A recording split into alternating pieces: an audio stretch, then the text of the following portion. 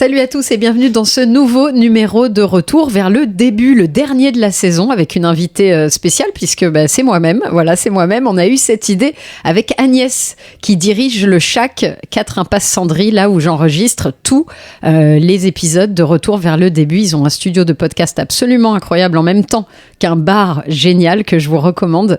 Et donc, comme Agnès est une amie, elle m'accueille toujours avec un grand sourire, beaucoup de joie. Et d'ailleurs, je la remercie. Et donc, c'est elle aujourd'hui qui va me faire l'interview de Retour vers le début. On inverse les rôles. Ça va, Agnès ? Ça va très bien. Toi, c'est pas ton exercice de base ? Alors, pas du tout. Mais bon, en même temps, c'est moi qui ai eu l'idée. Je sais pas pourquoi je t'ai Exactement. proposé ça, parce que du coup, c'est moi qui m'y colle. Mais c'est c'était pas prévu pour. Hein. Voilà, elle m'a dit pour finir la saison, c'est vrai que ce serait pas mal qu'on retrace tes débuts. Et comme je connais Agnès depuis 20 ans, mais peut-être tu vas en parler, je sais pas. De toute façon, oui, forcément, j'ai posé la question. Donc voilà, donc on va tout vous dire. C'est parti, Agnès, à toi de jouer. C'est parti. Donc voilà, Léa Landau. Oui, bonjour. C'est drôle d'être de l'autre côté. C'est très drôle. Que voulais-je dire ? En fait, voilà, ce qu'on va vouloir savoir dans ce petit podcast, c'est un peu d'où tu viens, tes débuts, de quelle famille tu viens, exact. Ton environnement familial, voilà. Donc, vas-y, je te laisse et puis j'interviendrai au fur et à mesure. J'essaierai de faire aussi bien que toi. C'est pas gagné, mais on va tenter. Non, mais déjà, c'est souvent, c'est toujours la première question que je pose, donc parfait. Eh bien, donc moi, je viens d'une famille très modeste du 93. Je suis née dans le 9-3 à Drancy et j'ai vécu à Noisy-le-Sec toute ma petite enfance. Et j'ai été élevée que par ma mère, puisque mes parents étaient séparés avant même que je naisse. Et voilà, et ma mère m'a inculqué beaucoup de belles valeurs, et notamment celle du rire et de la joie de vivre. Ça, elle a bien réussi. Ouais, et donc voilà, depuis toute petite, j'adore rire, j'adore faire rire les autres, et voilà, et en même temps, je la remercie parce qu'elle avait, elle aussi, un rire un peu comme le mien, communicatif, et je crois qu'on avait ce point commun avec ma mère, je crois que notre meilleur public, c'est nous-mêmes. Je m'en suis rendu compte petite. Voilà. Depuis que je te connais, je sais que le meilleur public pour toi, c'est toi. C'est moi, voilà, exactement. Donc, je la remercie pour ça. Déjà, au moins, je fais rire une personne moi-même. Et puis, écoute, à l'âge de 7 ans, voilà, elle a dit que ce serait bien qu'on ait des écoles chouettes et qu'on ait une chance de faire des carrières sympas. Donc, on est parti de la banlieue parisienne pour arriver à Paris, où j'ai fait mes études à Nation. Élève très médiocre, voilà, pas médiocre. J'avais des facilités. Je n'aurais pas dit ça. Non, j'étais pas médiocre. J'avais des facilités, mais j'étais très indisciplinée. Voilà, toujours. Ah oui, ça, oui, ok. Oui, non, mais d'accord. Ça, je vois bien. Voilà, à faire le clown en classe, à être collée, à faire rire mes camarades quand la maîtresse posait des questions. Il fallait que je sorte la réponse qui fasse rire tout le monde, tu vois. Bien sûr. Un petit challenge. Voilà, gros challenge. Donc, j'étais souvent renvoyée de mon école. Et ma mère a une fois appelé le directeur en disant « Mais écoutez, faites quelque chose, mais gardez-la. » Parce qu'en fait, elle reste à la maison pendant une semaine, elle regarde la télé. Moi, je peux pas m'en occuper parce que je bosse. Et donc, pour moi, c'était les vacances, quoi. Donc voilà. Donc, une scolarité, on va dire, mouvementée, grâce à mes facilités, parce que je n'étais pas con. J'ai réussi à m'en sortir toujours moyenne, pile poil. C'est important de pas être con au final. C'est cette chance. Donc, je suis passée à chaque fois ric-rac. Et puis voilà, quoi. Mais ma passion, depuis petite, ça a toujours été le cinéma. Ah ouais, donc depuis petite. Ouais, petite. Jouer la comédie et je voulais devenir actrice, quoi. Voilà, je rêvais de ça. C'est drôle parce que tu fais plein de choses. Enfin, on va en parler au fur et à mesure, mais actrice... Finalement, non. Non. Oui, c'est ça qui est fou. Alors après, comme toi, croyez en vos rêves. Non, mais après, il y a encore plein de belles années à vivre. Ouais. Mais c'est drôle parce qu'en fait, je vais pas en dire trop là, machin, c'est toi qui vas le dire. Non, mais c'est vrai. Donc, ok, du coup, ça répond plutôt pas mal. Hein. Quel enfant t'étais ? On a vu, turbulente, très bien. Tes rêves d'enfant, devenir actrice. Ouais. Okay. Et est-ce que ta famille, du coup, a accepté tes choix artistiques ? Enfin, déjà, est-ce que tu l'as dit aussitôt que tu voulais devenir actrice ou est-ce que tu l'as assumé, entre guillemets, un peu plus tard ? Bah oui, j'ai dit toute petite, je crois que j'avais 4 ans, 4 ans et demi, la première fois où j'ai dit à mes parents, enfin surtout à ma mère, mais que je voulais devenir comédienne, quoi, que je voulais jouer au cinéma, faire du théâtre.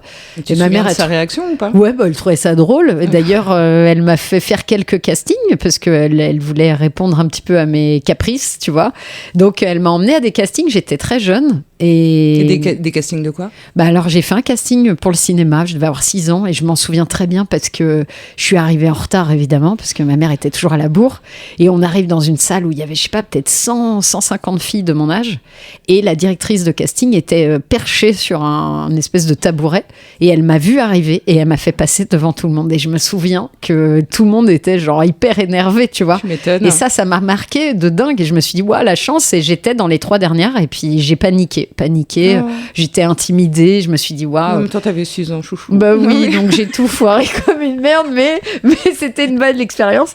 Et ma mère, elle a vu que j'aimais bien ça. Voilà, j'ai fait des photos pour des magazines quand j'étais petite fille. Et j'ai eu, cette chance-là. Et donc, j'avais toujours ces rêves plein la tête. Mais bon, donc j'ai commencé le théâtre très jeune, à 10 ans, même pas. J'étais en école primaire. Ah oui. Ouais. Après, après, t'as pas arrêté. Enfin, t'as toujours. J'ai toujours plus ou moins fait ça. Et puis, arrivé au moment du bac, quand tu dois faire tes choix de carrière, ma mère elle m'a dit, ah oui, mais non, mais tout ça, c'est terminé. Maintenant, tu fais soit médecine, soit tu fais du droit. Donc, j'ai dit, comme mon frère faisait médecine, je voulais arrêter, moi. Je voulais arrêter après le bac, faire les cours Florent, même si on n'avait pas les moyens, mais j'avais entendu dire qu'il y avait la classe libre. Donc, je voulais passer la classe libre. Et en fait, ma mère, elle m'a dit, il en est hors de question. Elle a eu peur parce qu'elle a eu peur que tu t'en sortes pas après Oui, moi, j'ai 2 parents qui n'ont pas fait d'études. J'ai un père qui est artiste peintre, qui a lâché l'école très tôt. Et ma mère, elle a passé ce qu'ils appelaient, c'était même pas le brevet à l'époque, c'était c'était le truc d'études, là. Oui, c'est ça, le brevet d'études, ouais.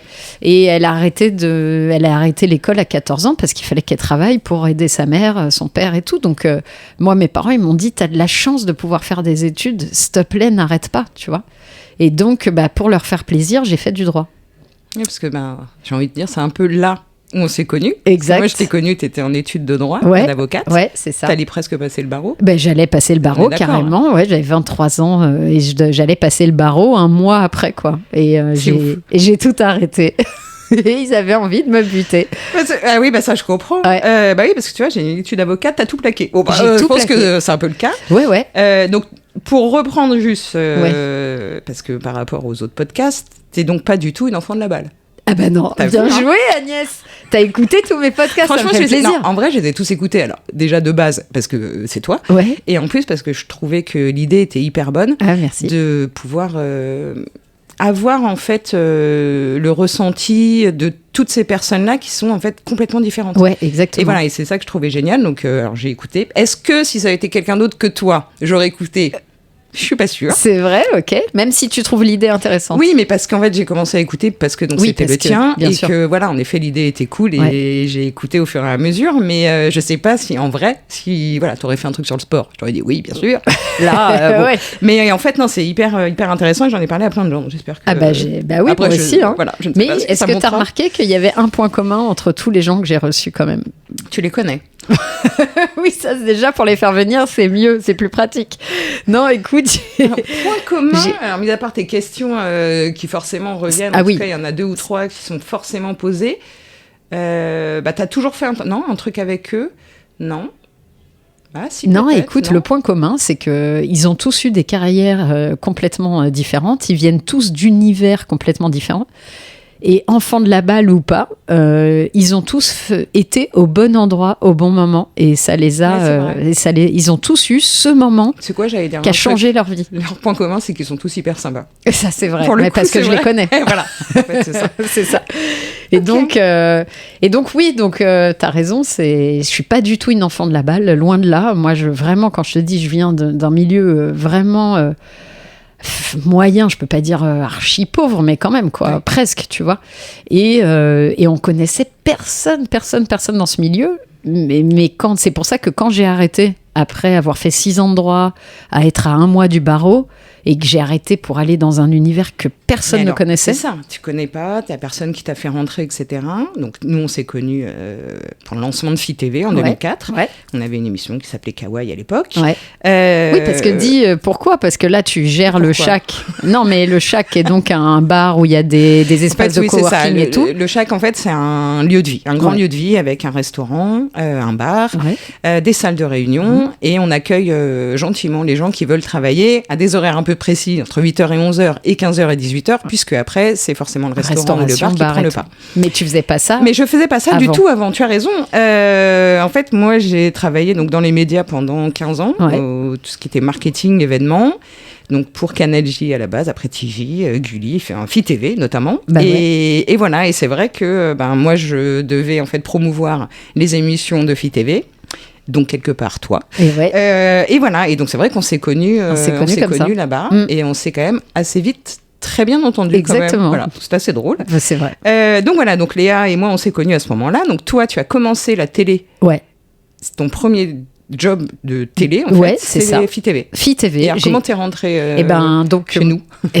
C'est une bonne question. Écoute, en vrai, donc quand j'ai quitté le cabinet d'affaires dans lequel je bossais, j'ai répondu à une annonce de casting sur, je sais plus, je crois que c'était casting.fr à l'époque. Donc, sur les gros ordis avec les tours, là, machin. Et ils avaient écrit « Cherche animatrice télé, même débutante, pour lancement d'une émission jeunesse ». Je m'en souviendrai toujours parce que je me suis dit, moi, je voulais être comédienne, mais je me dis, la télé, le cinéma, il doit y avoir une petite passerelle et c'est super, je vais mettre un petit pied dedans, je vais tenter. Et je dis à mes parents, donc j'arrête le droit. Je me laisse 1 an pour mettre un pied dans le cinéma et si j'y arrive pas, je passerai le barreau l'année prochaine. Et donc, je réponds à cette annonce. On est 1500 filles à peu près. On était entre 1002 et 1005. J'avais pas ça en tête. Et ça s'est épuré au fur et à mesure parce qu'il y a eu plusieurs étapes de casting et j'ai fini dans les 12 premières qui ont été sélectionnées pour faire le lancement de Fi TV et j'étais même la première puisque c'est moi qui ai fait l'ouverture de la chaîne. Tu te souviens ? Mais oui, complètement. En direct. Non, ça y est, mais ouais, complètement. Ouais. Donc voilà, et donc c'était parti sans le savoir. J'avais un débardeur. C'est moi qui l'avais fait, par exemple. Un débardeur rose, moi, qui ne porte jamais de rose. Ouais, on avait plusieurs couleurs, en effet. Ah, c'est drôle, c'est vrai, là, je revois complètement l'image. Ouais, donc voilà, et puis c'était parti pour une aventure qui, je l'ignorais à ce moment-là, mais serait le début de mon parcours de vie. Que du coup, t'es resté combien de temps Je suis restée 5 ans, toute la durée de la chaîne, en fait. Oui. Fi TV est une chaîne qui a duré que 5 ans, et je suis restée 5 ans. J'ai animé toutes les émissions de la chaîne. C'est dingue. Voilà. Et donc ça, du coup, tu t'es dit... Parce que 5 ans, qu'est-ce que t'as fait ? Parce que je sais que t'as fait plein d'autres choses. Ouais. Je sais que quand on s'est connus, t'étais déjà auteur pour des émissions. Ouais. On est d'accord, hein ? C'est venu après Fi TV. Ouais, mais pas 5 ans après. Non, c'est venu pendant la durée de Fi TV. C'est-à-dire, le premier pas que j'ai mis dans le milieu, c'est vraiment Fi TV. Donc, j'étais animatrice d'une émission jeunesse en direct. Donc, super bonne école. D'ailleurs, franchement, aujourd'hui, on pourrait plus faire ça parce qu'on avait une liberté de ton qui était complètement tarée. Non, on pourrait plus faire ça. On pourrait plus faire ça. On se tapait des fous rires à l'antenne et tout, et on pouvait pas couper. Donc moi, je trouvais ça génial. Ça n'existe plus, cette télé-là. Mais en plus, tu sais que ça nous a remis toute une dynamique parce que donc les studios étaient en bas. Ouais. Nous, on était forcément haut dans les bureaux. Et quand il y avait le direct, plusieurs fois, on descendait tous parce que c'était un petit moment trop sympathique. Mais c'est vrai. Voilà. Mais ouais, non, mais complètement. Non, mais c'est vrai que c'était comme, pour moi, je dis toujours, c'était comme une télé-réalité d'animatrice, de jeunes nanas. Et d'ailleurs, on a vraiment marqué une génération parce que j'ai encore aujourd'hui, t'imagines que ça fait 20 ans pile, des filles qui m'arrêtent dans la rue en me disant « Mais t'es Léa de Fi TV, t'as marqué mon adolescence. » Et elles avaient 12, 13 ans à l'époque. C'est drôle. C'est drôle. Ça doit être assez, pas flatteur, mais touchant. Ouais, c'est touchant. Ouais, franchement, c'est trop sympa. Et donc, c'est vrai que j'ai démarré comme ça et on m'a demandé si c'est moi qui écrivais toutes les conneries que je disais à l'antenne. Donc je disais oui. Et on m'a demandé d'être auteur pour des émissions télé, ce que j'ai fait en parallèle. Et là, par exemple, tu l'as encore ? Non, j'ai arrêté cette année. Voilà, 20 ans, ouais. Ok. Et c'est pour ça d'ailleurs que sur Instagram, j'ai fait une sorte de rétrospective de tout ce que j'ai pu faire. Et encore, j'ai pas tout mis parce que j'en ai fait des choses finalement. Et c'est là que je me suis dit, waouh, j'ai déjà fait tout ça, c'est dingue. T'as mis beaucoup de conneries quand même. Oui, j'ai mis pas mal de conneries. Oui, pour que les gens. C'est important, bien sûr. Et oui, c'est important de pas oublier d'où on vient, tu vois, et que les conneries, ça peut faire avancer dans la vie. La preuve. Et donc, oui, je me suis amusée à retracer ces 20 ans de carrière, mais en tout cas de parcours, parce que je savais que j'allais tourner cette page. Voilà, j'ai décidé de tourner la page télé pour enfin me consacrer à mon rêve de petite fille, qui était donc d'être comédienne de base pour le cinéma. Et finalement, en mûrissant et en grandissant, j'ai compris que j'avais envie d'autre chose que la comédie, c'est de réaliser, d'écrire des histoires et de les mettre en images. Parce que alors, avant de passer à ça, là, ouais. On va y arriver, parce que c'est une grande belle nouvelle. Non, ça veut rien dire, mais voilà, un grand truc qui arrive. Ouais. Bah ouais. Ça veut rien dire quand même. T'es mignonne, mais voilà. T'as aussi été animatrice radio. Ouais. Parce qu'après Fit TV, quand même, tu as fait aussi une autre chaîne, MCE, si je ne dis pas de bêtises. Oui, j'ai fait pas mal de trucs. J'ai fait des petites apparitions. Fait plein, c'est vrai. Ouais, sur M6, MCE, Canal, TF1, un peu toutes les chaînes. Et c'est qu'après, tu as eu la radio, tu es resté quand même pas mal de temps en radio. Ouais. T'as fait Canal aussi avec les lettres, justement. Ouais, alors ça, c'était vraiment récent. après. Ouais, c'était vraiment après. Donc, du coup, quand t'as fait Canal, t'étais déjà passé par la case court-métrage. Ouais. On est d'accord. Ok, allez, bah alors, alors on va y aller. En fait, donc concrètement, comment t'es passé de l'univers télé et radio, on va le mettre en même temps, à l'univers du cinéma et surtout de la réalisation. Donc, j'ai bien compris que t'avais mûri l'idée. Tu t'es dit, non, finalement, je vais pas mettre devant la caméra, ça y est, c'est trop. Je vais me mettre derrière. Ouais. Tu as commencé par un court-métrage, un deuxième. Tu as été au Festival de l'Alpe d'Huez. Et maintenant, en fait, c'est au Festival de Cannes. C'est beau quand même. Festival, j'y suis pas encore au Festival de Cannes. Tu as été, je suis désolée, pardon. Oui, j'y suis allée, mais en tant que, en tant que scénariste et pour faire des rendez-vous, etc. Donc, excuse-moi, moi par exemple, j'y suis pas allée. Oui. Oui, dit comme ça, je comprends mieux.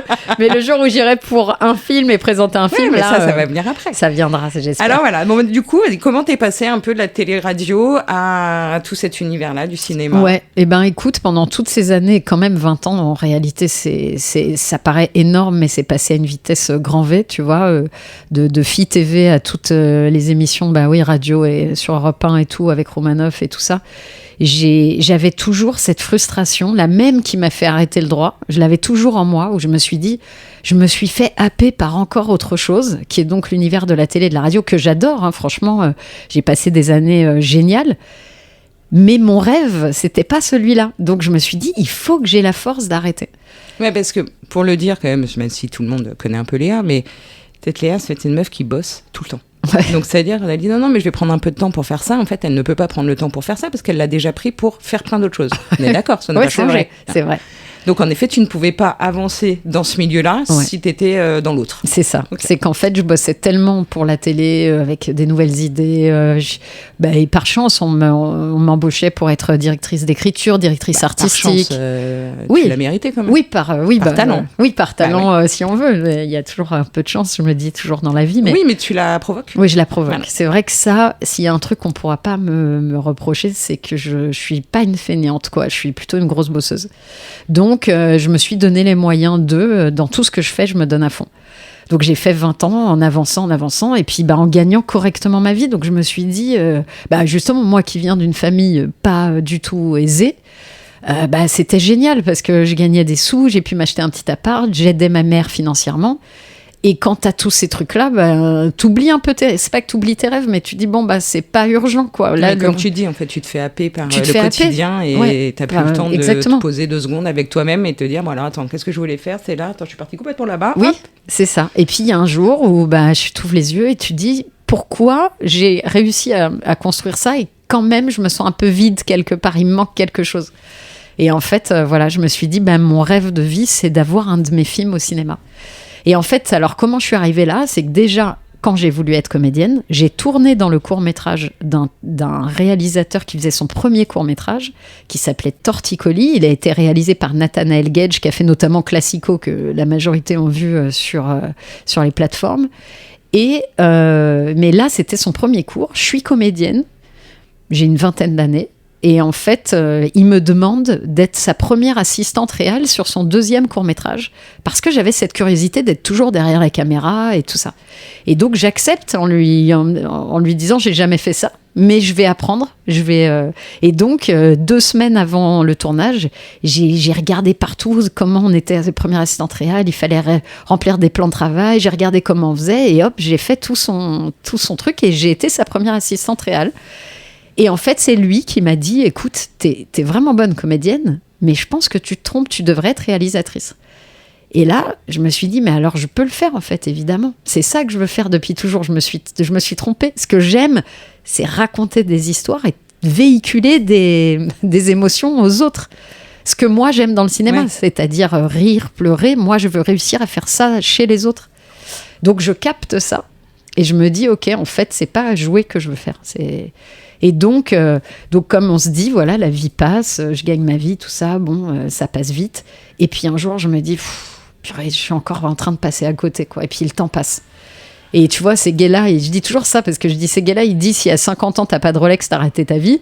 Moi, je m'étais dit, si à 40 ans, j'ai pas réalisé mon premier long métrage pour le cinéma, j'ai raté la mienne. La meuf, elle se met pas de pression du tout. Voilà, c'est ça. Bon, j'ai 5 ans de retard, mais j'y suis arrivée. C'est-à-dire, ça m'a quand même mis une pression, tu vois. Et donc voilà, et je décide de lever un peu le pied dans ce que je fais en télé. Et j'écrivais pour une série pour Disney Channel qui s'appelle Mère-Fille, une série pour adolescentes toujours. Et on en était à la 4e saison, et le réal, qui est devenu donc un pote, qui était aussi le directeur d'écriture, il me dit, j'en ai marre. Un jour, on déjeune ensemble, il me dit, j'en ai marre. Enfin, c'est toujours pareil. Il dit, j'ai envie de faire d'autres trucs et tout. Et je lui dis, laisse-moi la main. Laisse-moi réaliser des épisodes. Et il m'a dit, t'es sûre? Ouais. J'adore. Il me dit, t'es sûre? Je dis, ouais, vraiment, je sais que je suis faite pour ça, j'en suis sûre. Et donc, il me dit, d'abord, viens un jour où moi, je tourne, tu viens voir, etc. Je dis, ok, pas de problème.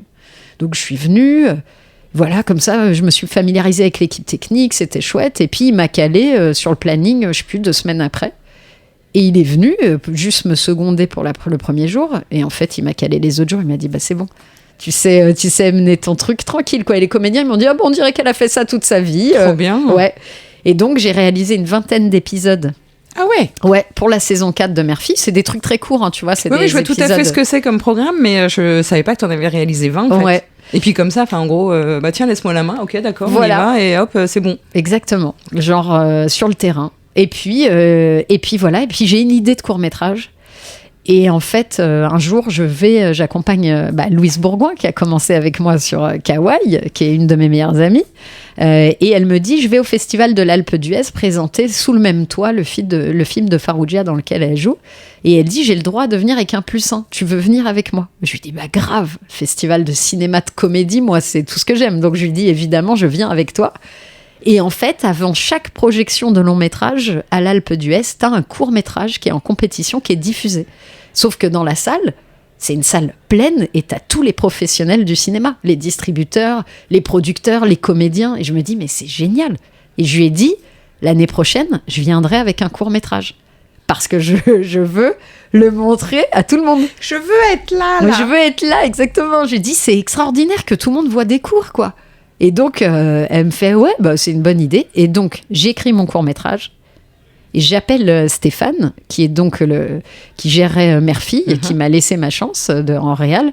Et je lui dis, écoute, Steph, j'ai une idée de court-métrage, mais j'ai pas d'argent, j'ai pas d'équipe technique. Est-ce que tu crois que si on le co-réalise, ton équipe technique de Mère-Fille, qui bosse avec toi depuis des années, pourront bosser gratos pour nous? Et voilà, moi j'apporte tout le reste, l'artistique, je fais les castings et toi t'apportes toute la technique et on co-réalise. Et je lui ai pitché, je lui ai montré, il m'a dit bingo, on y va.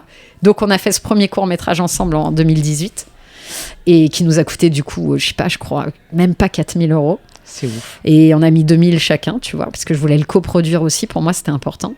Et puis, bingo. C'est comme ça aussi que tu commences, entre guillemets, à te faire un nom, non, j'imagine? Exactement. En fait, je l'envoie à l'Alpe d'Huez.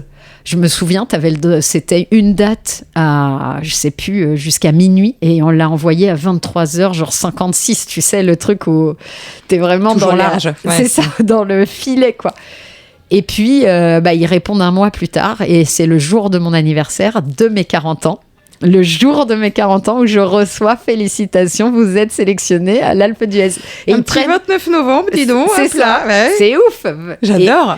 Et en fait, je me dis, 40 ans, j'ai presque réussi. C'est un court-métrage, mais c'était mon objectif. Et le jour même, j'ai un court-métrage sélectionné. Je me dis, waouh, c'est génial. Et voilà, et en fait, ça a été diffusé à l'Alpe. Ça fait bizarre, c'est génial. Et bon, on était dans les deux, tu vois, je crois, ils en prennent que 10 ils en reçoivent peut-être 150, 200. Donc déjà, satisfaction géniale. Et puis on était, je sais, grâce à quelques personnes du jury, qu'on était vraiment en lice avec celui qui a gagné.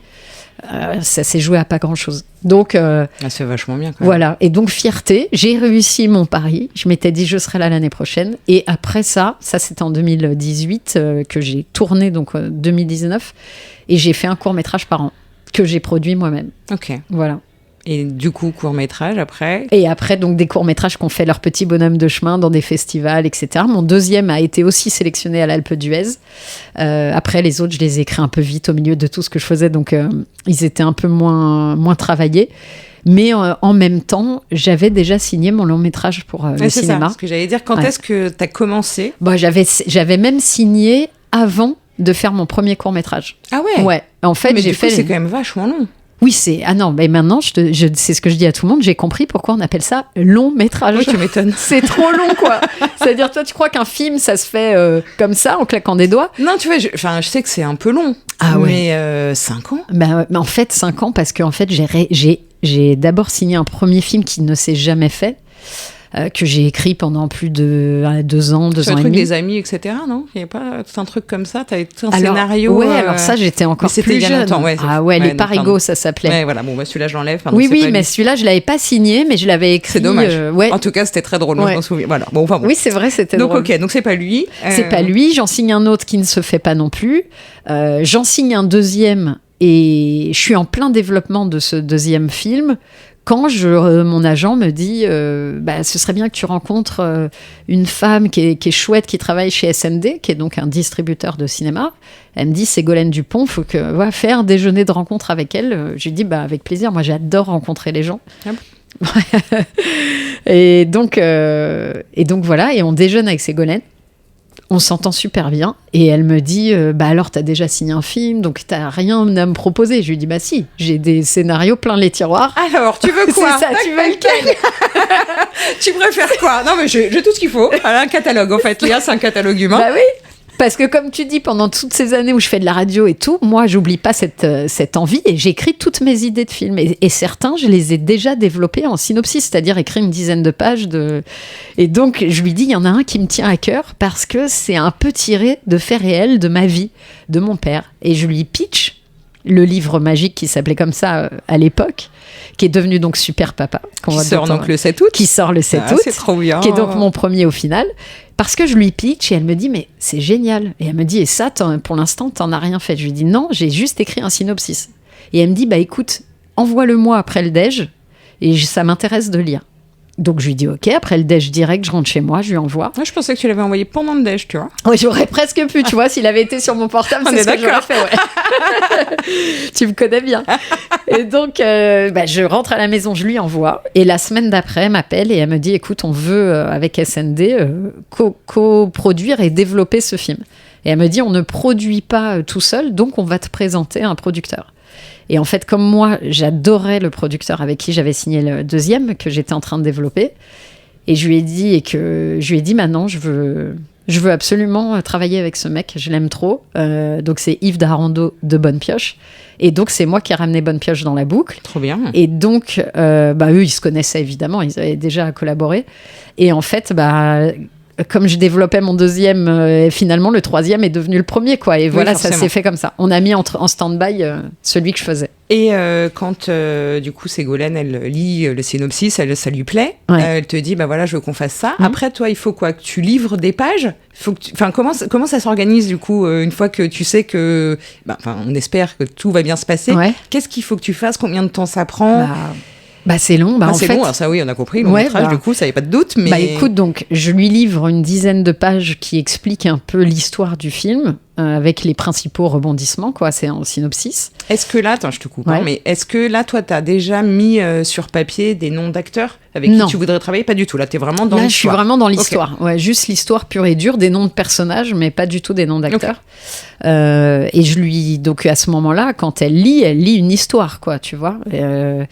Et quand elle me dit ça l'intéresse, en fait, elle appelle mon agent et il négocie ce qu'on appelle de base un deal mémo, c'est-à-dire les grands points de négociation pour qu'on puisse signer vite et avancer. Et après, pendant que moi j'avance, il négocie les points de détail des contrats, tu vois. D'accord. Mais bon, moi, j'étais prête à le faire gratos. En vrai, heureusement que je lui ai pas dit, mais parce que bon, c'était mon rêve. C'est mon rêve. Laissez-moi le faire, mais je vous donne des sous. Oui, limite, tu vois. Ouais, non, c'est pour ça que t'as jamais été riche. On l'a toujours dit ça. Exactement. Mais mais alors du coup, comment ça se passe en effet si toi t'as tes 10 pages. Enfin, est-ce qu'il faut que tu leur donnes, genre, je sais pas, t'as un mois pour écrire tant de pages. Est-ce qu'il faut que tu leur fournisses au fur et à mesure des trucs, ou est-ce qu'ils te disent, en fait, on est le 12 décembre.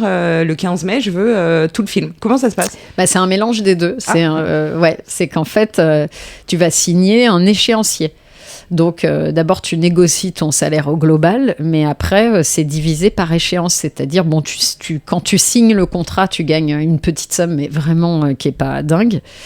Après, tu as des livraisons de développement. Donc, tu as le synopsis, mais ça, je l'avais livré. Après, on passe à ce qu'on appelle le traitement, c'est-à-dire tu détailles quand même un peu plus le film. Ça fait une vingtaine de pages, 20-30 pages, tu vois. Tu détailles chaque gros événement qui te montre la structure du film. Et après, soit tu fais un séquencier, c'est-à-dire là, tu mets toutes les séquences du film avec chaque décor, etc., mais sans dialogue, juste tout ce qui va se passer. Et ensuite, tu passes à ce qu'ils appellent le dialogué, où là, c'est le scénario. Le scénario est à V1, V2, V3, etc. Donc, en fait, tout ça, ça s'étale sur quasiment un an déjà, tu vois. Et donc, tu touches des petites échéances comme ça. Et eux, ils ont le droit de te demander des modifs en plus. Donc, pour passer à l'étape d'après, il faut qu'ils acceptent déjà une étape 1. Donc, ça prend un temps fou. Parce qu'en plus... C'est pas comme si tu remets, puis le lendemain, tu as le retour, parce qu'ils bossent pas que sur ton film. Non. Donc, parfois, tu es un peu dans un état passif, quoi, où tu es obligé d'attendre leur retour. Et c'est pour ça que moi, je bosse toujours sur autre chose en même temps. Tu vois, parce que moi, je suis impatiente. C'est mon plus gros défaut. Donc, pour éviter d'y penser, d'être dans l'attente, je travaille sur autre chose. Ça me permet de m'occuper l'esprit et d'être moins impatiente, quoi. D'accord. Donc, c'est comme ça que ça se passe, tu vois. Ok. Donc, c'est pour ça que c'est long. En effet. Ouais, Et du coup, une fois que tu as fait tous les dialogues, etc., toi, tu as déjà pensé à des acteurs ? Ah oui. En fait, très vite, en général, à partir de la V1 dialoguée, on discute, on fait une réunion et on se dit, tiens, alors, on pense à qui, etc. Et toi, toute seule, quand tu faisais tes trucs, tu voyais déjà les gens avec qui tu allais travailler ? Bien sûr. Et ça a changé ou pas ? Écoute, non, déjà, par exemple, Claudia Tagbo, il fallait absolument qu'elle soit dans mon film. C'est parce que pour moi c'est obligé, tu sais, en fait. Moi, je suis très fidèle dans le travail, très loyale dans la vie aussi d'ailleurs. Et Claudia, c'est grâce à elle que j'ai rencontré Yves Darando, donc mon producteur, parce que j'avais écrit le tout premier film que j'avais écrit qui s'est pas fait. J'avais un rôle évidemment pour Claudia, pour qui je travaillais à l'époque. En tant qu'auteur, elle était humoriste. Et en fait, il avait bossé avec elle pour un téléfilm et il lui avait dit « J'aimerais trop retravailler avec toi ». Et moi, j'avais fait lire à Claudia mon scénario que j'avais écrit sans être payée et tout ça. Et elle lui a dit alors, si tu veux bosser avec moi, je veux travailler avec une nana avec qui je bosse, qui est une amie, etc. Et donc, elle me l'a présenté. Et il avait d'ailleurs adoré le film, il voulait le faire. Mais entre-temps, j'avais négocié avec un autre producteur qui l'a un peu planté. Tu vois, c'est le hasard de la vie. Mais Claudia, c'est grâce à elle que j'ai rencontré Yves. Et voilà, et puis on a une relation un peu comme des sœurs, quoi. Donc pour moi, c'était important qu'elle soit dans mon film. Donc dès que j'ai écrit... Claudia, c'était bon. Claudia, c'était Josette, elle était là, et il n'y avait pas moyen qu'elle ne soit pas là, quoi. Et d'ailleurs, elle a failli ne pas être là pour des questions de planning. Et t'as tout décalé. Ah ouais, j'ai supplié. Non, mais le hasard... Ah, tu l'as supplié. Ouais. Je lui ai dit, tu peux pas me faire ça et tout, c'est pas possible, tu vas me porter chance et tout. Et puis même, c'est boucler la boucle, quoi. C'est l'histoire, il faut que tu sois là. Donc voilà, et puis d'ailleurs, elle fait une participation, tu vois, c'est vraiment, c'est super. Donc Claudia, très vite. Et puis après, voilà, il y a des comédiens auxquels tu penses, mais tu dis, tiens, est-ce qu'ils vont le faire parce que c'est un premier film ? C'est des gens qui ont une notoriété, tu sais. Ça va pas être évident quand même. Bah ouais, tu vas avec plein de modestie, et puis tu te dis, bon, pourquoi ils accepteraient de faire ton film plutôt qu'un autre ? Et les plannings, en fait, sont très serrés. Et voilà, et puis très vite, on parle d'Ahmed Silla pour le rôle principal, très très vite. Et puis, je le connaissais grâce à la télé. Et alors, ça a été l'avantage de travailler 20 ans en télé, c'est que j'ai croisé tout le monde. Oui. Voilà, dans toutes les émissions d'accueil, où il y a des artistes qui viennent, etc. J'ai croisé tout le monde, et souvent. Donc, je connaissais quand même pas mal de gens, dont Ahmed. Et donc, je l'ai appelé. Mais je lui ai dit, écoute, voilà, il m'a dit, mais je savais même pas que tu faisais du cinéma, toi. C'est ça. Salut Ahmed, c'est Léa. Écoute, je réalise mon premier film, j'aimerais bien que tu joues dedans, ça te dit ? Bah ouais, d'accord. Exactement. En gros, c'est ça. Alors c'est ça, moins facile que ça, parce que c'est quand même des choix de carrière. Et j'avais pas pensé à ça, bien sûr. Oui, tu vois, il m'a même dit, je peux pas te dire oui juste parce que je t'adore et que t'es ma pote, quoi. Ouais. Donc il m'a dit. Cela dit, c'est plutôt pas mal comme réponse. Exactement. Puis je m'attendais pas à un truc plus simple. Je voulais que le film lui plaise. Je voulais bien galérer, quoi. Non, je voulais pas galérer, évidemment. Mais tu sais que le casting, pour moi, c'est l'étape que j'aime le moins. Parce que d'ailleurs, j'appelle ça casse-tête, moi, pas casting. Ouais, mais parce que justement, t'es toujours dans cette situation très passive où t'es dans l'attente des réponses des uns, des autres, des comédiens, des agents. Et c'est long. Et tu peux perdre 3 mois juste en attendant une réponse, quoi. Et c'est très dur. T'as envie de faire ton film et puis t'as un comédien qui va mettre 2-3 mois à lire, juste à lire. Et pour notre petit héros, le merveilleux Ismaël, je me souviens en plus parce qu'on s'était vu peu de temps avant, tu étais en plein casting justement pour l'enfant, où il y a plein de règles. En plus, moi c'est pareil, je bossais dans la jeunesse pendant des années. Donc, oui, tu connais. Voilà, il y a quand même beaucoup de choses à bien gérer, mais comment ça s'est passé ? Eh ben écoute, Ismaël, c'était...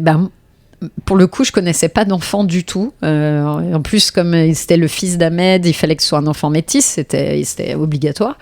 Donc j'ai une directrice de casting que j'ai rencontrée, dont on m'a parlé, qui s'occupe pas mal d'enfants, tu vois, qui fait du casting à la fois sauvage et en fait, elle a vu plus de 80 garçons métis, à peu près tous ceux qui avaient entre 8 et 10 ans. Et entre 7 même, on est allé vraiment bas au cas où, tu vois, entre 7 et 10 ans et demi, je crois, j'ai vu. Et elle m'en a sélectionné, elle les a vus elle d'abord, parce que c'est beaucoup de travail, et puis elle m'en a sélectionné une 20aine à peu près. Et je les ai vus. Les 20. J'ai vu, alors je crois que j'en ai vu un peu moins de 20, mais sur les 20, j'ai dû en voir une bonne dizaine. Quoi. Okay. Ouais, facile. Et je les ai tous vus dans une journée. Et du coup, c'est comme un casting, on va dire, normal, c'est-à-dire qu'ils ont une scène, quelque chose, ou c'est eux-mêmes, ils font une petite impro, entre guillemets, pour... montrer un peu ce qu'ils savent faire et puis leur aisance ou pas du reste non ils ont les deux, c'est-à-dire ils ont une scène décidément moi à chaque fois je propose 2 trucs c'est les deux tu vois exactement, je peux pas faire pareil avec les mecs mais mais c'est ça. Donc en fait non, ils viennent avec deux petites séquences qu'on leur demande d'apprendre et puis moi je les fais un petit peu improviser, tu vois. Parfois je leur dis continue de rester dans le personnage. Si je te dis pas d'arrêter quoi pour voir, tu vois, et Julie, la directrice de casting, pareil, elle improvisait pour voir s'ils arrivaient à rester dans le perso. Et donc, et la journée est longue parce que tu sais, les enfants, c'est important de prendre le temps. Tu peux pas les expédier en disant bon écoute non ça va pas le faire. Et surtout... On va pas les traumatiser quand même. Ouais, tu vois, et puis ils impliqués. Mais ils sont investis, non, tout à fait. Et puis ils sont trop choux. Et puis en fait, je me suis dit, oh là là, c'est dur, parce que les enfants, ils ont tous un truc attachant, mais tous un petit truc, quoi. Et je me suis dit, ça va être dur. Et puis, elle avait mis Ismaël à la fin. J'allais dire, et puis Ismaël est arrivé. Et il est arrivé en dernier. Et en fait, écoute, au bout de, je sais pas, à peine 1 minute, quoi, je me suis dit, non, ça va être hyper facile, c'est lui, c'est sûr. Et... coup de cœur. Après, il est tellement chou. Mais oui. Franchement, moi, je l'ai vu sur la journée de tournage quand je suis venue le voir. Mais c'est un petit chou. T'as juste envie de le prendre, lui faire un câlin. Mais oui, moi, j'ai dit à sa mère que je voulais le garder. En plus, sa mère, elle est adorable. Mais en plus, c'est ça que tu dis. En fait, ok, il y a tout le monde. Tout le monde est adorable. Donc, écoute, c'est ça. Sa mère, elle véhicule de si belles valeurs, de la douceur. Et lui, il a tout ça. Et de l'intelligence, tu vois, une sorte de maturité. Et la chance qu'on avait, c'était que c'était presque le plus âgé de tous les enfants qu'on a castés, mais le plus petit.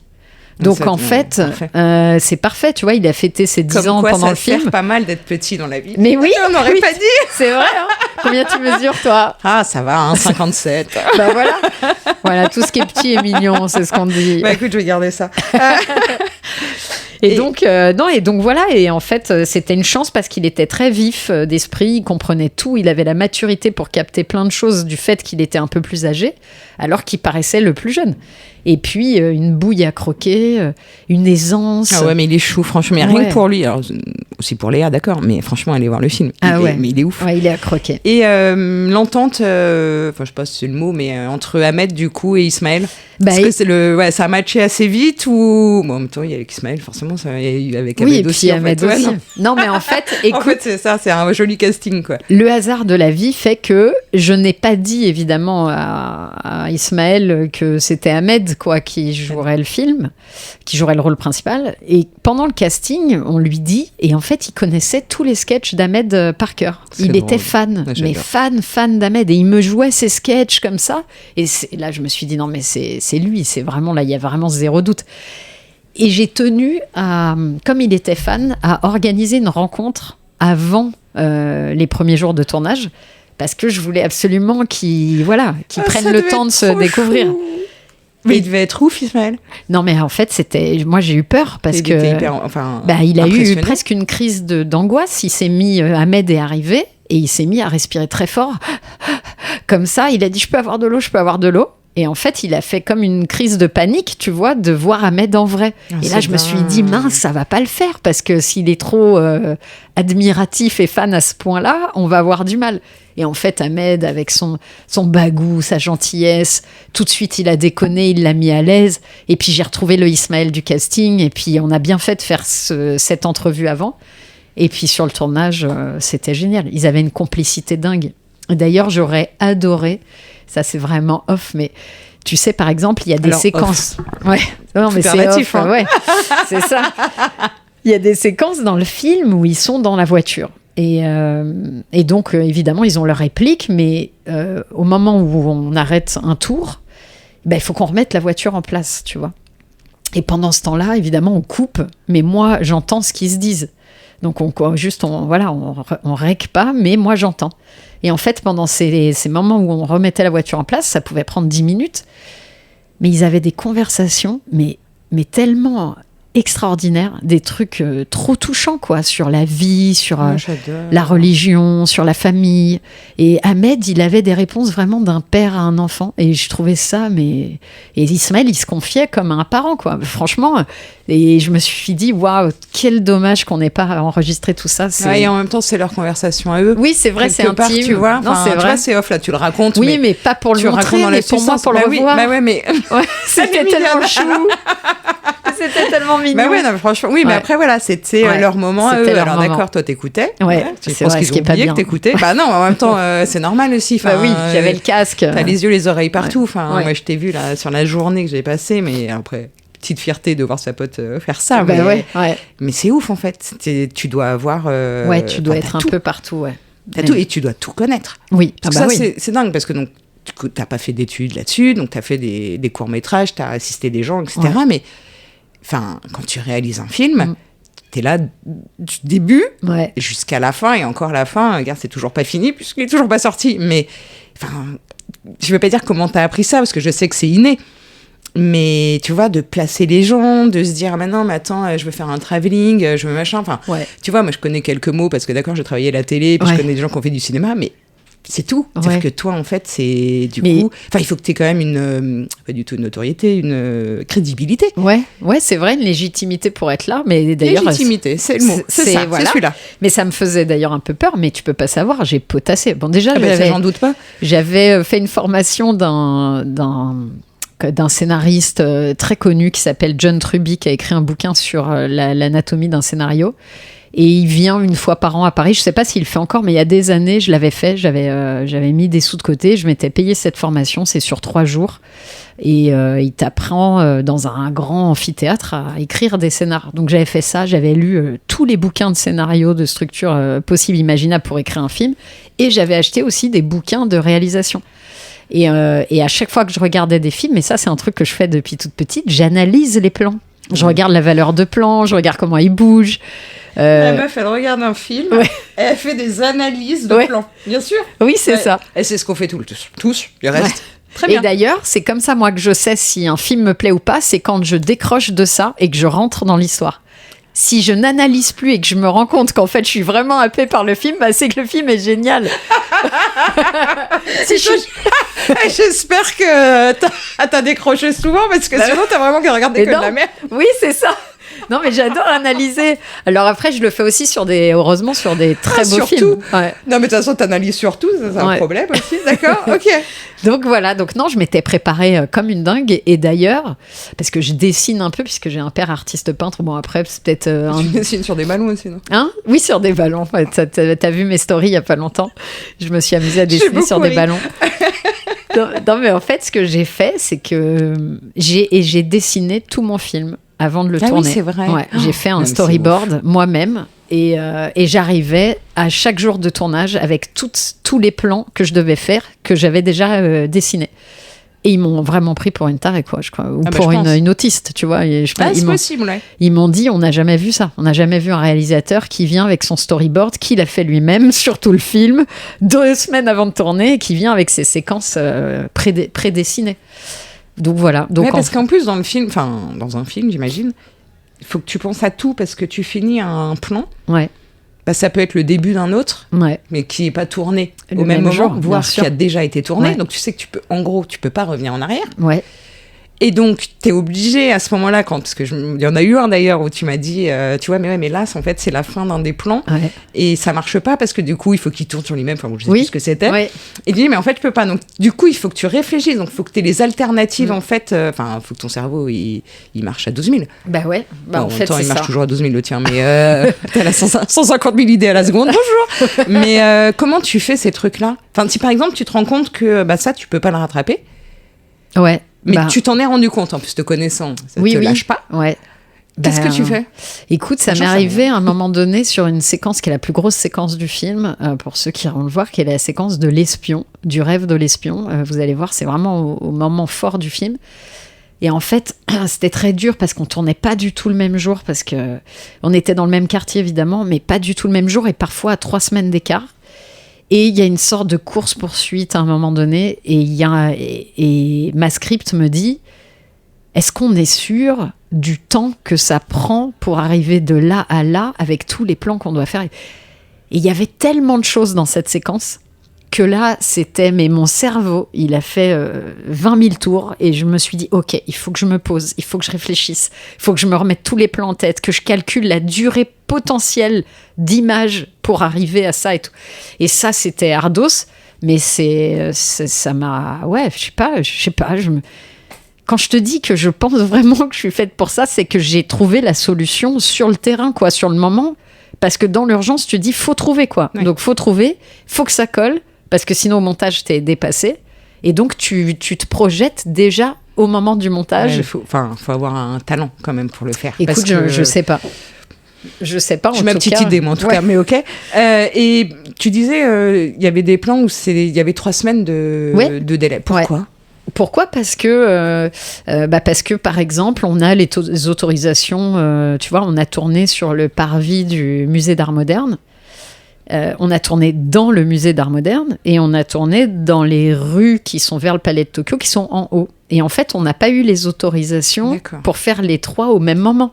Donc, en fait, alors que les 3 sont la continuité de la même séquence. Donc, en fait, c'est ça, tu vois, dans mes dessins, et c'est pour ça que les dessins, ça sert. C'est que je sais exactement comment je vais faire mes transitions au montage d'un endroit à un autre. Donc ça me permet de rien oublier, quoi, de et les ça, avoir dessinés. Avant de te lancer là-dedans, tu savais que tes scènes qui étaient censées se suivre, qui se suivent du reste dans le film, tu pouvais les tourner à un mois d'intervalle ? Tu le savais, enfin, t'avais cette notion ou pas du tout ? Si, parce que c'est toute la formation des courts-métrages, c'est génial. Oui, parce que dans mes courts-métrages, j'avais cette contrainte-là, j'ai eu cette contrainte-là sur 2 cours. Et en fait, c'est hyper dur parce que beaucoup de gens pensent qu'on tourne dans l'ordre chronologique, tu vois, mais c'est normal, hein. Je veux dire, moi, quand j'étais petite, c'était pareil. Et puis, quand tu connais pas, bien sûr. Je t'ai dit, j'ai 3 notions, hein, c'est tout. Mais en fait, je me demande, je me dis, attends, parce que des fois, tu sais, il y a toujours des problèmes de raccord. Oui. Moi, c'est ce que j'adore. Mais moi, moi, mon équipe technique pète un câble parce que j'ai la phobie des faux raccords. Ouais, mais c'est horrible parce qu'en plus, quand tu le vois, tu dis, attends, toi, t'es pas pro du tout, tu l'as vu. Ouais. Alors après, moi, maintenant, c'est un peu un jeu. Donc, toi, t'analyses, moi, je regarde les faux raccords, mais... non, mais putain, t'as dû les rendre dingues. Mais écoute, en fait, ils m'ont dit, mais lâche, et il y a une script qui est là pour ça. Et je lui ai dit, je ne peux pas parce que, en fait, avec mon grand frère, Mickaël, à chaque fois qu'on regardait le film du dimanche soir, On faisait un jeu. C'était le premier qui trouve un faux raccord. On marquait un point. Et en fait, donc moi, c'était une obsession de trouver les faux raccords. Et je les vois maintenant, mais à une vitesse. Je les vois... Ouais, je ferai pas le concours avec toi. Ouais. Bon. Non, mais... Et je me suis dit, hors de question que dans mon film, j'ai des faux raccords. Sauf que... Ah non. Non, mais sauf qu'on m'a dit, il y en a toujours. Et moi, j'ai dit, bah non, pas quand tu fais gaffe. Et donc, j'étais là, mais non, la paille, elle était de ce côté-là, de machin. Et quand on tourne, mais non, le niveau du verre, il était à ce niveau-là. Et alors, maintenant que tu as vu le film, est-ce qu'il y a un faux raccord ? Alors, et la challenge pour tout le monde, trouver le faux raccord. Écoute, non, il n'y a pas de faux raccord, mais il y a un moment qui fait que, en fait, j'ai coupé un bout d'une séquence et j'ai gardé la fin.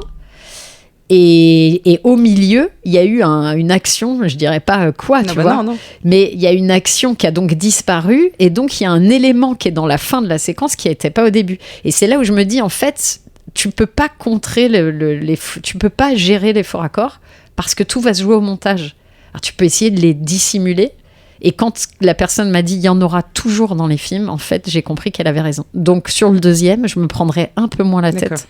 Je pense sur tous ces trucs. Tu feras toujours ton storyboard. Oui, ça c'est clair. Ouais, ça c'est clair. Okay. Ouais. Mais oui, les faux raccords, c'est malheureusement, ça dépend du montage au final. C'est fou ça. Ouais. Ok. Et donc, du coup, ce film qui s'appelle donc Super Papa sort le 7 août. 7 août, j'allais dire dans toutes les salles, j'espère, dans un maximum de salles de cinéma dans toute la France. Ah, c'est cool, ça c'est bien. T'es heureuse ? Bah ouais, franchement, je te dis, c'est bon, j'ai 5 ans de retard sur mon planning de rêve de vie. Ouais, non, mais d'accord, mais... Parce que j'ai 45 et pas 40, mais... Ouais, je suis heureuse. Après, je suis une perfectionniste, donc aujourd'hui, il y a encore 2 trucs. Quand je le vois, je me dis, ah tiens, là, j'aurais pu faire un Ouais, mais après, c'est normal. Voilà, mais c'est normal.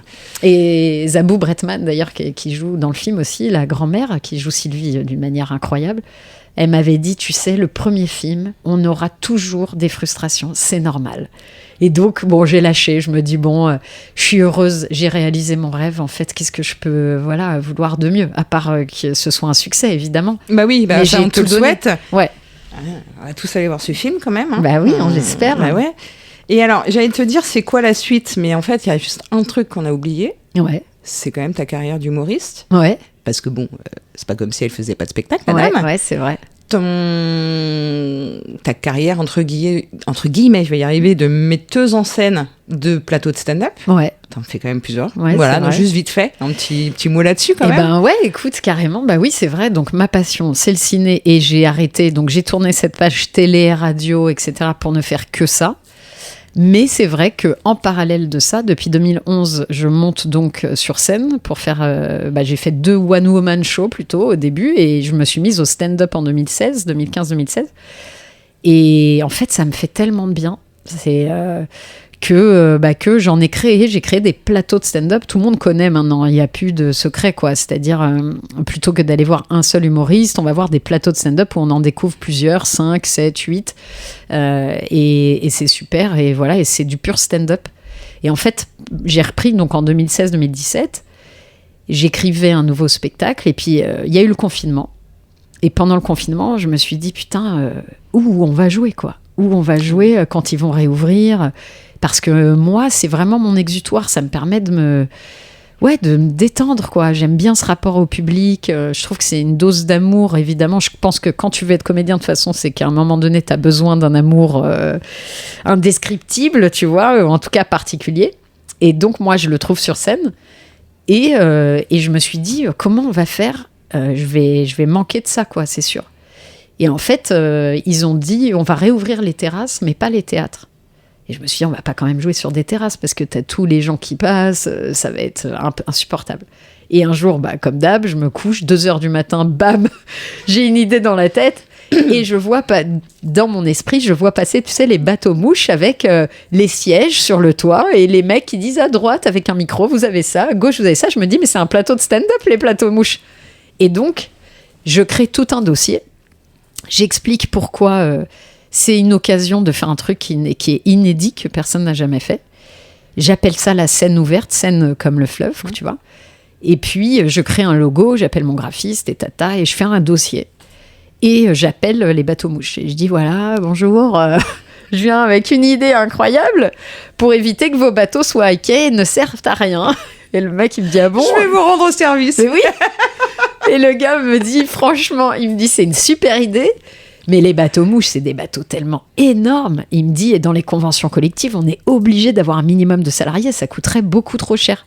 Il dit donc, comme on est, pas rémunéré, mais indemnisé du fait de la fermeture, si on réouvre, ce sera plus rentable. Et non. Donc il me dit clairement, en fait, non, ça nous ferait perdre de l'argent. Mais l'idée est géniale. Et là, il me dit, mais les bateaux parisiens, c'est plus petit. Donc j'appelle les bateaux parisiens, je change mon petit dossier et tout. Et ils me disent exactement la même chose. Et là, je me dis, merde, je suis sûre de moi. Je suis sûre que c'est une idée incroyable. Et donc, écoute, les terrasses n'avaient pas encore réouvertes, mais elles devaient réouvrir, 10 jours plus tard. Et je pars de chez moi, vers 92, et je prends les quais. Et je remonte tous les quais à pied jusqu'au centre de Paris pour chercher le bateau. Quand je vous dis que la meuf, elle est folle. Voilà. C'est ça. Exactement. Non, mais c'est vrai, quand j'y pense, je me dis, je suis complètement tarée, en vrai, tu vois. Mais non, c'est pas que je suis folle. C'est je ne lâche rien. Voilà, en fait, c'est ça. Quand tu as une idée en tête, tu l'as pas ailleurs et tu y vas. Même si c'est pour foncer dans le mur, on est parti. C'est ça. Ouais. Je préfère me dire, j'ai tout fait pour que ça marche et ça n'a pas marché. Mais t'as raison. En soi, franchement, c'est toi qui as raison. Il y a pas de doute. Au moins, t'as pas zéro regret. Exactement.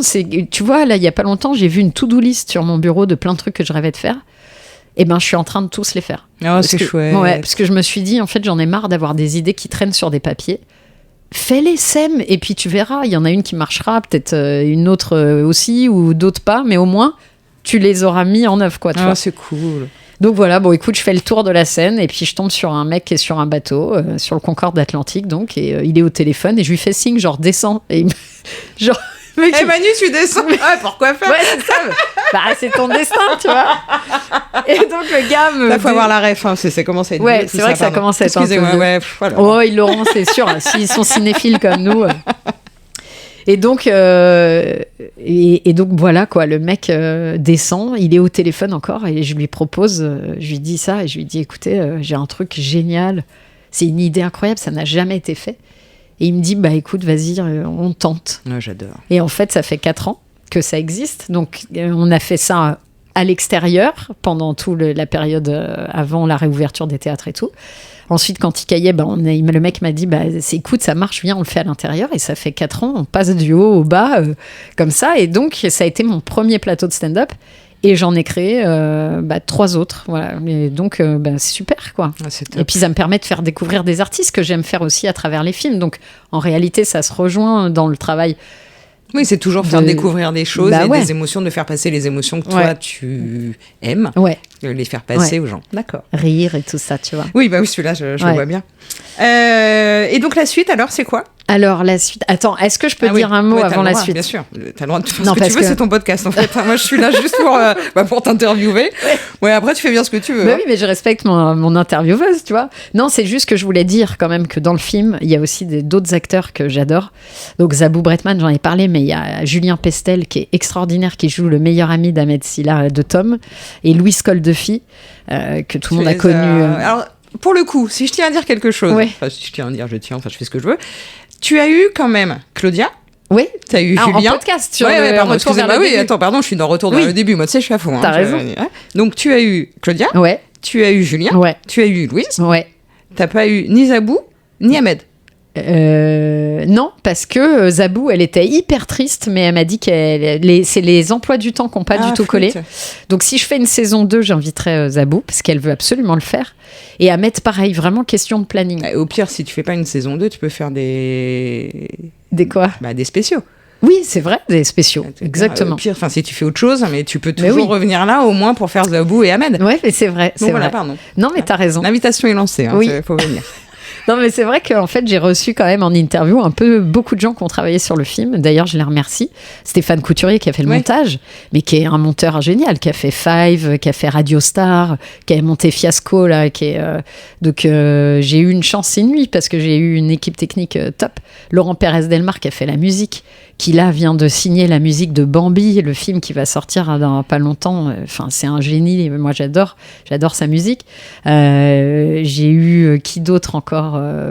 Jérôme Almeras, mon chef-op, qui est super, qui a bossé là sur le dernier film de Ozon, et voilà, qui est un génie aussi. J'ai eu beaucoup de chance, quoi. Voilà, et donc Donc je voulais Vanessa Rakoto aussi, qui était ma maquilleuse télé, que j'ai rencontrée en télé, qui m'a maquillée pendant des années. Et comme je te dis, je suis fidèle.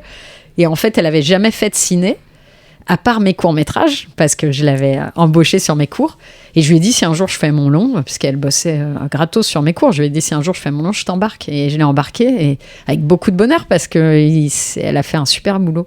Donc voilà, donc remercier un peu tous les gens qui ont bossé sur Super Papa, que tout le monde ira voir le C'est tout au cinéma. Qu'est-ce qu'il faut? On fait un selfie quand on est dans la salle? Comment ça s'organise? Parce qu'après, je pense qu'elle va plus nous parler sur. Mais j'aimerais trop. Faites un selfie quand vous êtes dans la salle, mais grave. Donc voilà. Et alors, c'est quoi la suite? Écoute, déjà, franchement, je pense que ce podcast-là, cette interview, je vais essayer de la mettre en ligne avant le début de Super Papa, donc avant le 7 août.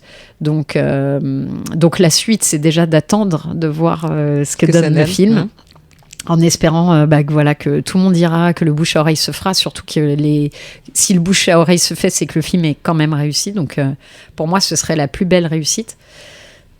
Voilà, ça me fait tousser.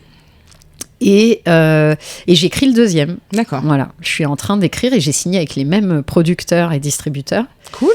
Et j'en ai signé même un autre que je développe en même temps. Et en même temps que ces deux-là, qui sont donc deux histoires différentes, mais des comédies toujours, et j'écris la suite de Super Papa. Oh là là, parce que je me dis, sait-on jamais, si le film trouve son public, ce serait dommage de ne pas leur offrir une suite, parce que j'avais déjà l'idée. Donc tu as réussi à faire une fin. Ouais, je ne l'ai pas vu, donc je ne sais pas, mais du coup, qui amène éventuellement sur un 2. Pas forcément. Pas forcément, non, d'accord. Non. J'adore. Non, la fin pourrait être une fin, voilà. Mais j'ai eu l'idée pour relancer la machine. D'un deuxième. En fait, c'est drôle parce que ça m'étonne tellement pas. Mais tellement pas. Quand je vous dis qu'elle a 12 milliards d'idées à la seconde, c'est un truc de malade. Ok. Ouais, donc écoute, voilà. Non, mais surtout, c'est que j'aime tellement ça. Et donc, je suis contente d'avoir lâché aussi tout ce que je faisais à côté. Et quand je dis je pourrais presque le faire gratos et payer, c'est presque ce que je fais, parce que je gagne quasiment plus du tout ma vie comme avant. Ouais. C'est la première fois de ma vie que financièrement, c'est dur. Mais je travaille comme une dingue et j'aime vraiment ce que je fais. Donc j'espère évidemment que ça rapportera un de ces 4. Je te le souhaite. Mais voilà, je passe mon temps à bosser comme never, parce que j'ai arrêté tout ce qui me faisait gagner de l'argent pour me consacrer qu'à ça. Donc j'écris et puis on verra quoi. Oh là là, vivement. Ouais, ok. Voilà.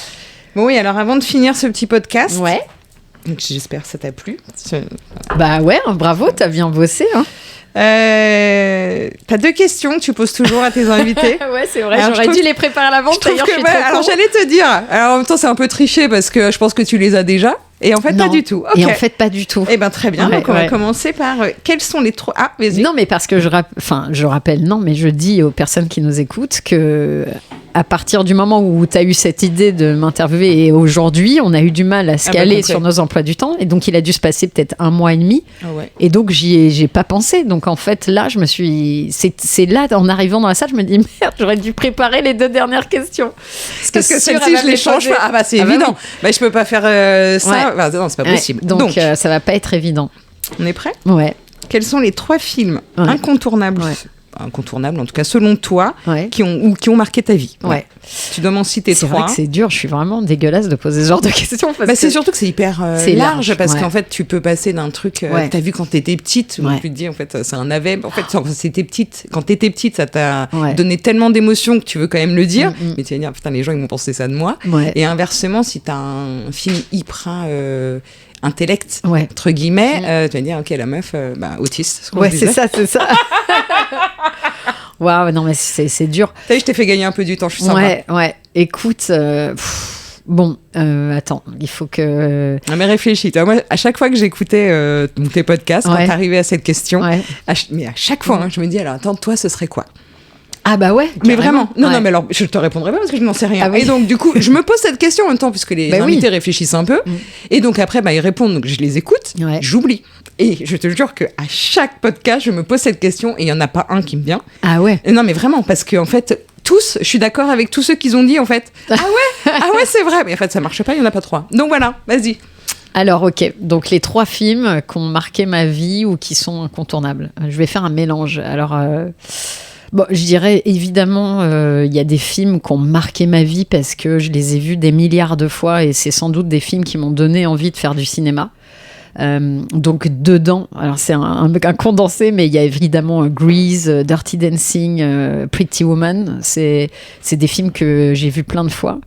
J'ai été très vite happée et très très fan de Richard Curtis, qui est un scénariste anglais. Le nom peut-être vous dira rien, mais en fait c'est celui qui a fait tous les Bridget Jones, tous les films anglais, Coup de foudre à Notting Hill, 4 mariages et un enterrement, Good Morning England. Et en fait j'adore l'écriture. Je trouve que l'humour anglais, British, ouais. c'est le meilleur. Enfin moi j'aimerais faire ce genre de cinéma parce que c'est à la fois drôle, mais il y a toujours des situations qui t'émeuvent, il y a un truc toujours un peu cocasse, c'est de l'humour subtil, quoi, tu vois. J'adore ça, j'adore. Donc je suis fan des films de Richard Curtis. Sinon, pour les films qui ont vraiment marqué ma vie, je dirais Titanic, pour une simple raison. Bon, c'est que déjà, franchement, t'as beau le revoir, c'est du génie du cinéma. Les effets spéciaux sont dingues, les personnages sont dingues. Tout est incroyable dans ce film. Et surtout, j'étais à une période de ma vie où j'avais beaucoup de crises d'angoisse. Et en fait, c'était très dur ce moment-là de ma vie. Et quand j'ai vu Titanic, ça m'a donné la force de reprendre le métro, par exemple, que j'avais pas pris depuis 10 ans. Et ce film a changé En fait, c'est ça que j'aime dans le cinéma, c'est que c'est ce qui m'a donné envie de faire du cinéma. C'est le moment où j'ai compris la puissance que le cinéma pouvait avoir sur les gens, l'impact que ça pouvait avoir sur leur vision de la vie, sur eux à des moments de la vie. C'est drôle que Titanic t'ait donné la force de reprendre le métro. Ouais.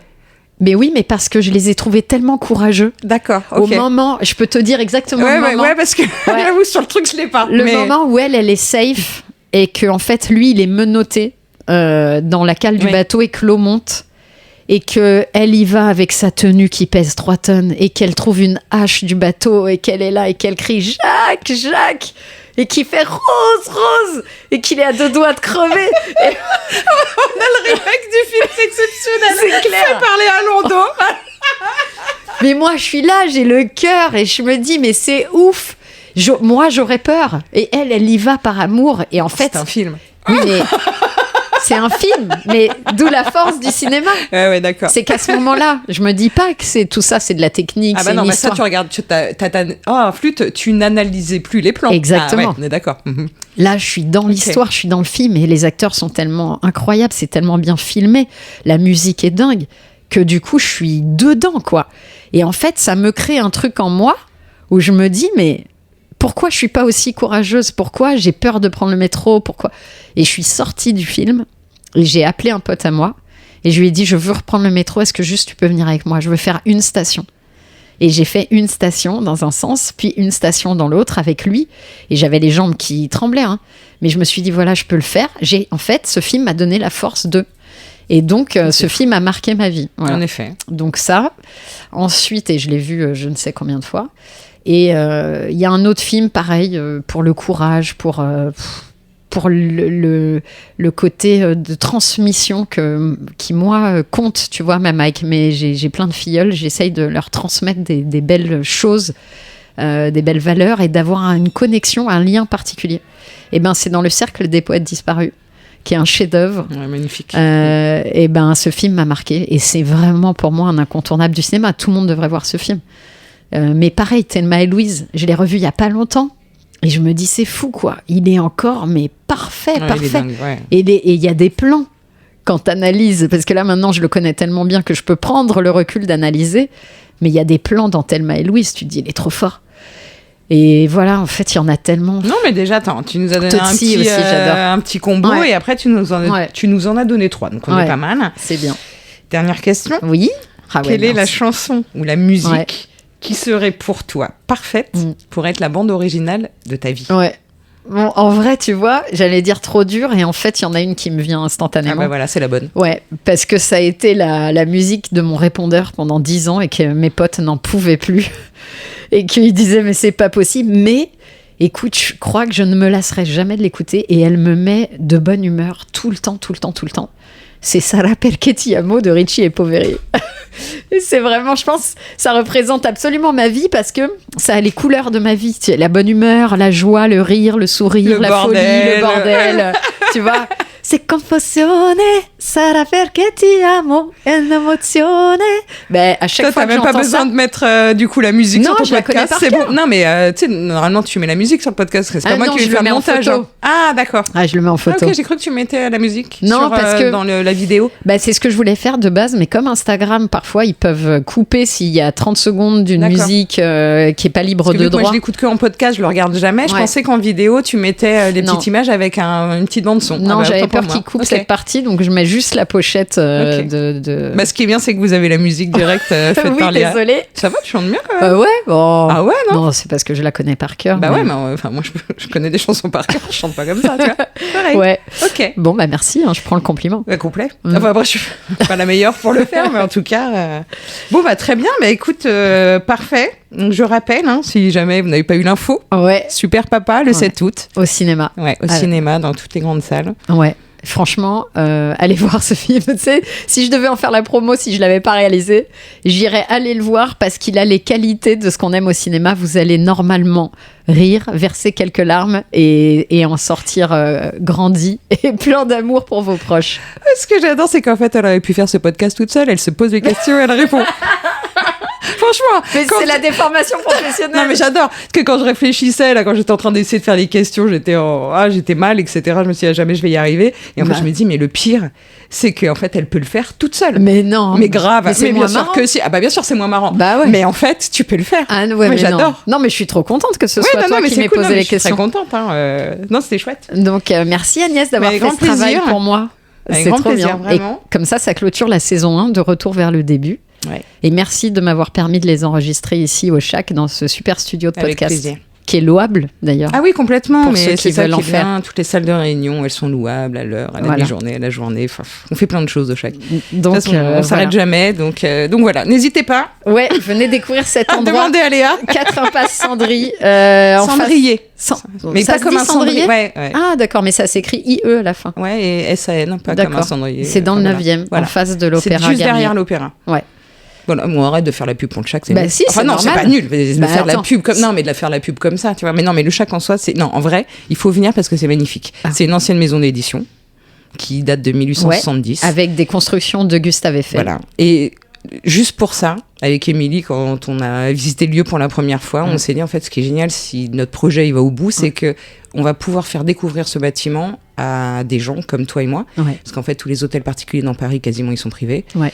Et là, nous, on l'ouvrait en gros au grand public. Et franchement, juste pour ça, c'est magnifique. Et après, vous verrez, l'équipe, elle est hyper sympa. Ouais. Et moi qui suis fan de la Tour Eiffel, non, mais c'est vrai, c'est génial. Non, et l'endroit, vraiment, il mérite de venir. D'ailleurs, tous les gens qui viennent là, ils le mettent en photo, en story, tellement c'est beau. Donc voilà, on vous y attend. Voilà, on sera là. Prévenez-nous. Parce que moi, je traîne pas là tout le temps, mais je viens souvent. Bon, moi, après, j'ai repris ma vie. Je m'occupe maintenant que du marketing au Chac. J'ai fait un petit intérim de 6 mois, mais maintenant, c'est plus le marketing, etc.